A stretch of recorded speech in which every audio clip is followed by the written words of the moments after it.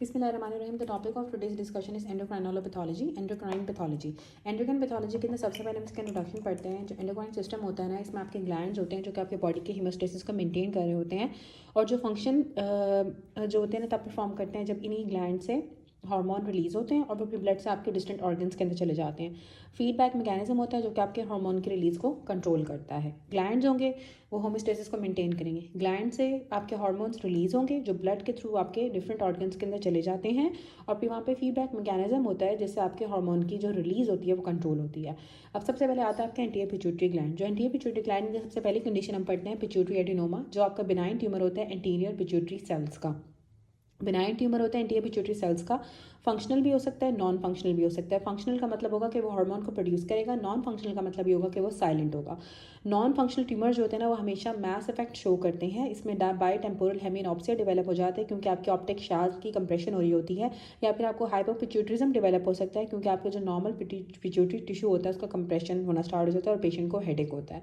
Non functional tumour जो कि एक मैस की तरह से प्रेजेंट करते हैं, उनके कंप्रेशन वाले सिम्टम्स आते हैं। हाइपोपिट्यूटरिज्म डेवलप हो जाता है क्योंकि आपका जो नॉर्मल पिट्यूटरी टिश्यू होता है वो कंप्रेस हो जाता है। बाई टेम्पोरल हेमिनॉप्सिया डेवलप हो जाता है क्योंकि ऑप्टिक क्याज को वो कंप्रेस कर रहा होता है, साथ हेडेक हो जाता है। जो फंक्शनल ट्यूमर्स होते हैं उनके फीचर्स होते हैं वो टाइप ऑफ हार्मोन कौन सा प्रोड्यूस करेंगे उसके ऊपर डिपेंड करते हैं। अब जो प्रोलैक्टिनोमा होता है उसमें आपको ग्लैक्टोरिया डेवलप हो जाता है और साथ एमेनोरिया हो जाता है, या फिर आपकी लिबिडो डिक्रीज हो जाती है, साथ मेल्स के अंदर हेडेक होता है और लिबिडो डिक्रीज हो जाता है। और मोस्ट कॉमन टाइप जो है ना वो पिट्यूटरी एडिनोमा की वो प्रोलैक्टिनोमा होता है।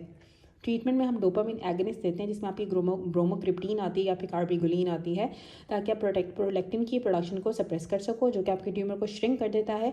और सर्जरी आप करते हो लार्जर लीजन्स के लिए, ठीक है। लार्जर लीजन्स के लिए हम सर्जरी करते हैं। छोटे ट्यूमर्स के लिए हम जो है वो डोपामिन एगनिस्ट देते हैं जिसमें आपका ब्रोमोक्रिप्टीन या कार्बिगोलिन आता है जो कि आपका सप्रेस कर देता है आपके प्रोलैक्टिन की प्रोडक्शन को। उसके बाद आते हैं हमारे पास growth hormone cell adenoma. Second जो आता है ग्रोथ हार्मोन सेल एडिनोमा होता है जिसमें जाइगेंटिज्म कराता है बच्चों के अंदर, जिसमें आपकी लीनियर बोन ग्रोथ ज़्यादा हो जाती है। एपिफिसेस फ्यूज़ नहीं करते हैं। अडल्ट के अंदर एक्रोमेगैली कराता है जिसमें उनके हाथ पाँव और जॉ वो बढ़ जाता है, लार्ज साइज हो जाता है हैंड फीट और जॉ का।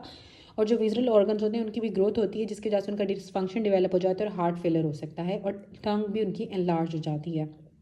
Secondary diabetes mellitus often present हो जाती है क्योंकि ग्रोथ हार्मोन की वजह से आपकी लिवर के अंदर ग्लूकोनियोजेनेसिस डेवलप हो जाती है। इसको हम डायग्नोसिस इस तरह से करते हैं कि हमें ग्रोथ हार्मोन के लेवल्स एलिवेटेड मिलते हैं, साथ इंसुलिन लाइक ग्रोथ फैक्टर हमें ज़्यादा मिलता है, और आपका जो ग्रोथ हार्मोन सेपरेशन होती है ना आपकी ऑरल ग्लूकोज से वो नहीं हो पाती है, ठीक है। ग्रोथ हार्मोन की सेपरेशन नहीं होती है आपके ऑरल ग्लूकोज से, और आपके ग्रोथ हार्मोन के लेवल ज़्यादा हो जाते हैं और इंसुलिन लाइक ग्रोथ फैक्टर भी आपका ज़्यादा हो जाता है जब आपको ग्रोथ हार्मोन सेल एडिनोमा होता है। और डायबिटीज़ मेलाइटिस भी हो सकती है क्योंकि ग्रोथ हार्मोन की वजह से आपके लिवर से ग्लूकोनियोजेनेसिस स्टार्ट हो जाती है। बच्चों के अंदर जाइगेंटिज्म होता है और एडल्ट्स में एक्रोमेगैली होती है। ट्रीटमेंट में हम ऑक्टियोटाइड देते हैं जो कि सोमैटोस्टैटिन का एनालॉग होता है जो कि ग्रोथ हार्मोन की रिलीज को सप्रेस कर देता है, और ग्रोथ हार्मोन रिसेप्टर एंटागनिस्ट देते हैं, या फिर हम सर्जरी कर देते हैं। उसके बाद आता है ACTH सेल एडिनोमा जो कि ACTH को सिक्रीट करता है, उसकी वजह से कुशिंग सिंड्रोम डेवलप हो जाता है। और TSH सेल या LH प्रोड्यूसिंग या FSH प्रोड्यूसिंग एडिनोमाज होते हैं जो हम आगे रिस्पेक्टिव हार्मोन पर पढ़ेंगे। उसके बाद आता है हमारे पास हाइपोपिट्यूटरिज्म।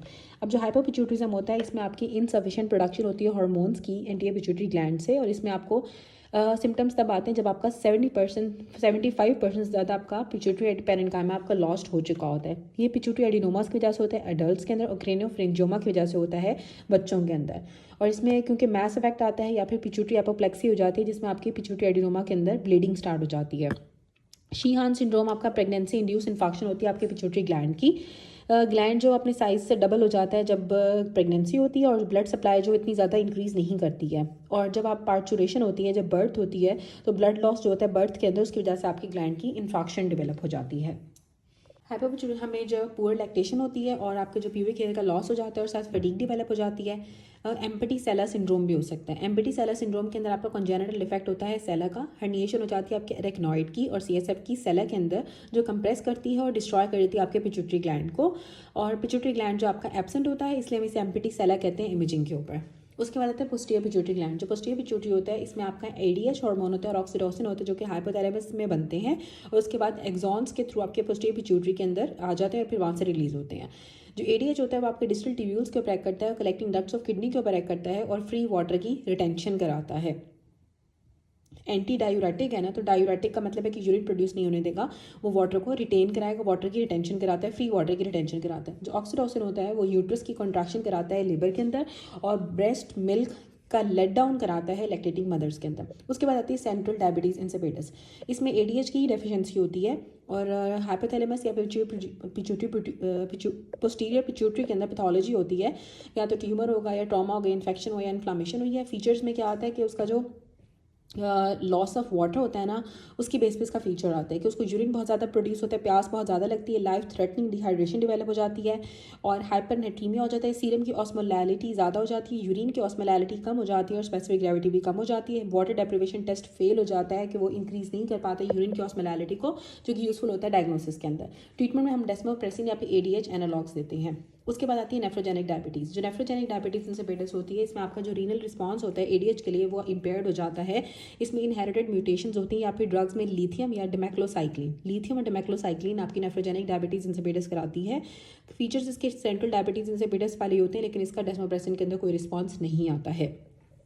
उसके बाद syndrome of inappropriate ADH secretion, SIADH होता है, जिसमें एडीएच की सिक्रीशन बहुत ज़्यादा हो जाती है, और इसमें एक्टोपिक प्रोडक्शन की वजह से ज़्यादातर आपका एडीएच ज़्यादा होता है। जैसे कि आपके पेरिनियोप्लास्टिक सिंड्रोम में जो आपका small cell carcinoma of the lung होता है, उससे आपके एडीएच की प्रोडक्शन ज़्यादा होती है, या फिर CNS का ट्रॉमा हो सकता है पल्मोनरी इन्फेक्शन के अंदर, या फिर ड्रग जैसे साइक्लोफॉस्फेमाइड की वजह से आपको एडीएच की सिक्रीशन बहुत ज़्यादा हो जाती है।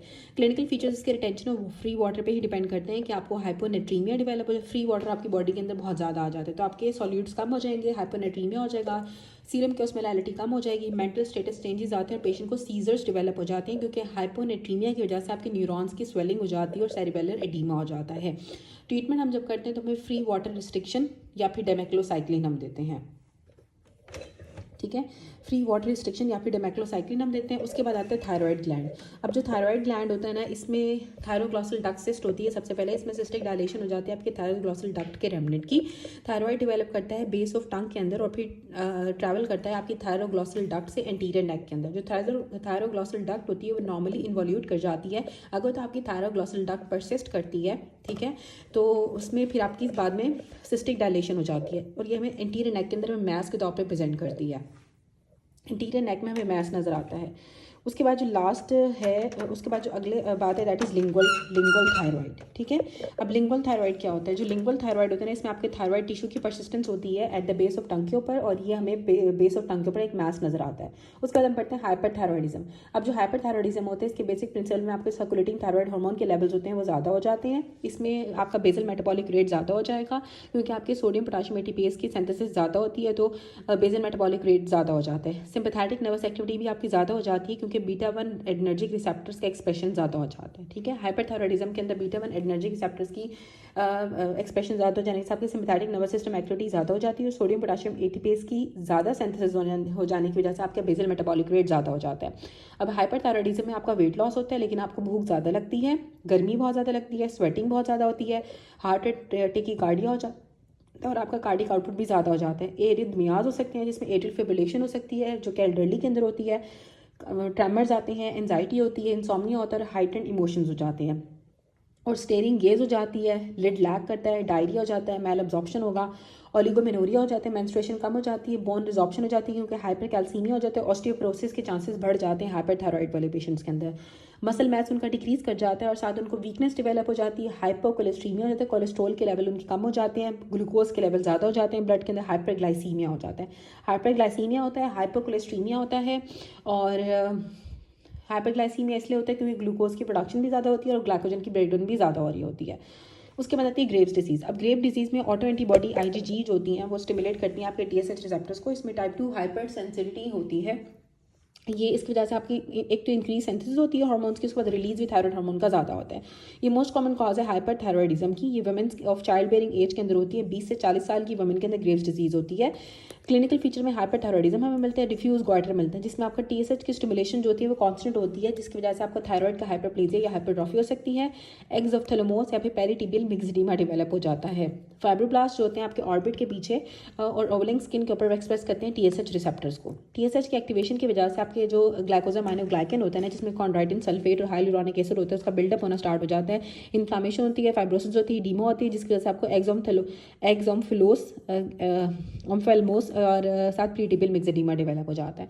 जो आपके फाइब्रोब्लास्ट आपकी ऑर्बिट के बिहाइंड होते हैं और जो स्किन के नीचे होते हैं, उसके अंदर TSH रिसेप्टर्स होते हैं। जब TSH की एक्टिवेशन होती है तो ग्लाइकोसामाइनोग्लाइकन्स का बिल्डअप होता है, जिसमें आपका कॉन्ड्राइटिन सल्फेट और हाइलुरोनिक एसिड आता है। वहाँ पे इन्फ्लामेशन होती है, फाइब्रोसिस होती है, एडीमा डेवलप हो जाता है और आपको प्रीटिबल मिक्सेडीमा और एक्स ऑफ्थेल्मोस डेवलप हो जाता है। अब इरेगुलर फॉलिकल्स हमें नजर आते हैं, जिसमें स्कैलोप्ड आपका कोलाइड होता है और क्रॉनिक इन्फ्लामेशन में नजर आती है हिस्टोलॉजी के ऊपर। हिस्टोलॉजी के ऊपर हमें जो है वो इरेगुलर फॉलिकल्स नजर आएंगे, जिसका स्कैलोप्ड कोलाइड होगा, साथ क्रॉनिक इन्फ्लामेशन होगी। लेबॉर्टरी फाइंडिंग्स के ऊपर आपका जो टोटल और फ्री T4 के लेवल्स होते हैं वो ज़्यादा हो जाते हैं, TSH कम हो जाता है, जो फ्री T3 होते हैं वो डाउन रेगुलेट कर देता है आपके TRH रिसेप्टर्स को एंटीए पिट्यूटरी के अंदर और डिक्रीज करता है TSH की रिलीज को। हाइपोकोलेस्ट्रीमिया डेवलप हो जाता है, कोलेस्ट्रॉल के लेवल कम हो जाते हैं ब्लड के अंदर और सीरम ग्लूकोज के लेवल ज़्यादा हो जाता है। इसके ट्रीटमेंट हम बीटा ब्लॉकर्स देते हैं, थायोमाइड्स देते हैं, रेडियो आयोडीन एब्लेशन करते हैं। जो थायराइड स्टॉर्म होता है वो पोटेंशियली फैटल कॉम्प्लिकेशन है, जिसमें आपकी एलिवेटेड कैटेकोलिमीन्स के लेवल्स होते हैं, साथ आपकी मैसिव हार्मोन एक्सेस होती है इन रिस्पॉन्स टू स्ट्रेस, जैसे कि सर्जरी और चाइल्ड बर्थ के अंदर। ठीक है, आपके कैटेकोलिमीन्स के लेवल्स बहुत ज़्यादा हो जाएंगे और मैसिव हार्मोन एक्सेस होता है जब आपको कोई स्ट्रेस होता है, जैसे कोई सर्जरी है या चाइल्ड बर्थ है। पेशेंट प्रेजेंट करते हैं एरिथमियाज के साथ, उसको बॉडी टेम्परेचर ज़्यादा हो जाएगा, हाइपरथर्मिया हो जाता है और वॉमिटिंग होती है, साथ उसको हाइपोवॉलेमिक शॉक में चला जाता है। ट्रीटमेंट हम प्रोपाइल थायोयूरेसिल देते हैं, बीटा ब्लॉकर्स देते हैं या स्टेरॉइड्स देते हैं। जो प्रोपाइल थायोयूरेसिल होते हैं वो पेरोक्सीडेज मीडिएटेड ऑक्सीडेशन को इनहिबिट कर देती है, ऑर्गेनिफिकेशन को इनहिबिट करती है और coupling step of thyroid hormone synthesis को भी इनहिबिट करती है और साथ आपकी जो पेरिफेरल कन्वर्जन होती है T4 से T3 में उसको भी इनहिबिट कर देती है। उसके बाद आते हैं मल्टीनोडुलर गॉइटर। अब जो मल्टीनोडुलर गॉइटर होता है इसमें आपका थायराइड ग्लैंड इनलार्ज कर जाता है, साथ आपको मल्टीपल नोड्यूल्स नजर आते हैं, इसमें रिलेटिव आयोडीन की डेफिशिएंसी होती है। ज़्यादातर ये नॉन टॉक्सिक होते हैं, यूथायराइड होते हैं और रेयरली रीजन्स में TSH इंडिपेंडेंट होते हैं, जिसकी वजह से T4 की रिलीज होगी और हाइपरथायरॉइडिज्म टॉक्सिक गॉइटर में चेंज हो सकते हैं। ठीक है, रेयरली जो है ना ये TSH इंडिपेंडेंट हो जाते हैं, जिसमें आपके T4 की रिलीज होती है और हाइपरथायरॉइडिज्म टॉक्सिक गॉइटर बन जाता है।